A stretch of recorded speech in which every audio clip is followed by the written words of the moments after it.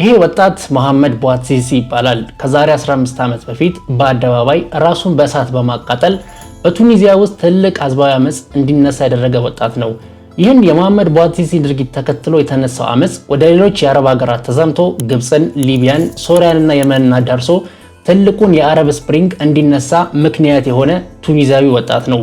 መሐመድ ቧትዚዚ በቱኒዚያው በሲዲ ቡዚድ ከተማ ራሱን በጋዝ አርከፍክፎ ከማቃጠሉ በፊት በብዙ የከተማዋ ሰዎች ዘንድ በቀልደኝነቱ የሚታወቅ ወጣት ሲሆን ገና የ3 ዓመት ልጅ እያለ ነበር የአባቱን ህይወት አልፎ እሱም የአባቱን ህልፈት ተከትሎ ምንም መታደሪያ የሌላቸው ለቤተሰቦቹ የዕለት ጉርስ ለመፈለግ ነበር ገና ከታዳጊነቱ እድሜ ጀምሮ የጎዳና ላይ ንግድ ላይ በስፋት የተሳተፈው።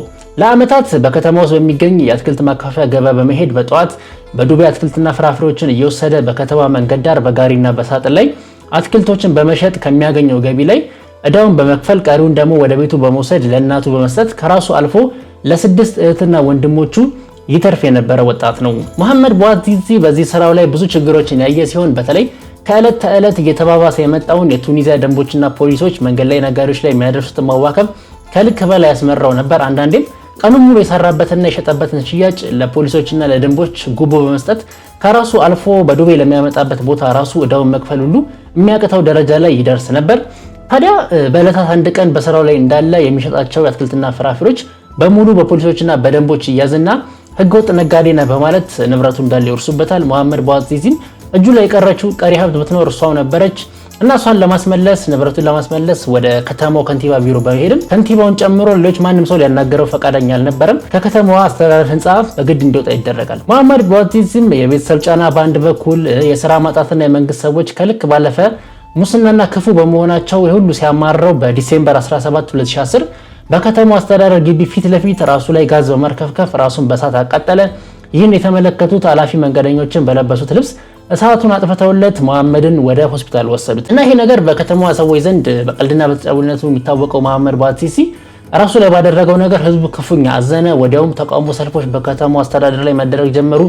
በዚህ የተደናገጡት የመንግስት ሰዎች ፕሬዚዳንት ዛይድ አልቡዲን ጨምሮ የተኛበት ሆስፒታል ድረስ ሄደው በኮማ ውስጥ ያለውን መሐመድ ቧትዚዚን ጠይቀው ነገሩን ለማረጋጋትና ህዝቡን ለማረጋጋት ሞክረው ነበር። ነገር ግን የቱኒዚያ ህዝብ በሙስና፣ በስራ እጦት፣ በዲሞክራሲ መብቶች ረገጣ ምክንያት ውስጡን በጣም ሲቆስልና ሲማረር የነበረ ህዝብ በመሆኑ አመጹን ተቀጣጥሎ በመላው ቱኒዚያ አመጹ በመስፋፋቱን አላቆሙትም ነበር። በተለይ ከ2 ሳምንት በኋላ መሐመድ ቧትዚዚ ራሱ ላይ ካደረሰው ቃጠሎ በኋላ ሆስፒታል ውስጥ ህይወቱ ሲያልፍ ይሄ መረጃ በፌስቡክ እና በትዊተር በመሰራጨቱ ቱኒዚያ በአመጽ ተዋጠች። አመጹን ለመቆጣጠር የቱኒዚያ መንግስት የኃይል እርምጃን ተጠቀመ። ተቃዋሚዎቹን በጥይት ቢመታም በሞቱት ተቃዋሚዎች ቀብር ላይ የበለጠ አመጹ እየተጠናከረና እየተባባሰ ሄደ። ይህን ህዝባዊ አመጽ መጠንከሩን ተከትሎ ፕሬዚዳንት ዛይን አልቡዲን ለ24 ዓመታት የገዟትን ቱኒዚያን ጥለው ተሰደዱ። ከመሪው መሰደድ በኋላ ነፃ ምርጫ ተደርጎ አዲስ ህገ መንግስት ጸድቆ በአንጻራዊነት ወደ ተሻለ ደረጃ ቱኒዚያ ተሸጋገረች ማለት ነው። እና ይህን የቱኒዚያ ለውጥ ያዩት ሌሎች ጎረቤት ሀገራት እንደነ ግብፅ፣ እንደነ ሶሪያ፣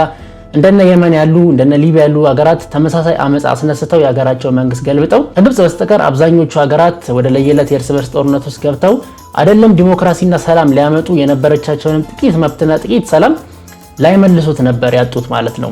ለማንኛውም የአረቦች የጸደይ አብዮት ወይም አረብ ስፕሪንግ ሲነሳ ይህን ነገር ካደረጉትና ካስነሱት ዋነኛ ምክንያት ስለነበረው ስለ ቱኒዚያዊው የመንገድ ላይ ነጋዴ መሐመድ ቧትዚዚ ታሪክ ከብዙ በጥቂቱ እንዲያሳንሽ የነገርኳችሁ። እንደዚህ አይነትና ተመሳሳይ ቪዲዮዎች እንዲደርሳችሁ ይህን ፔጅ ፎሎ ማድረግ እንዲሁም የዩቲዩብ እና የቲክቶክ ገጽንም ፎሎ ማድረጋችሁን እንዳትረሱ።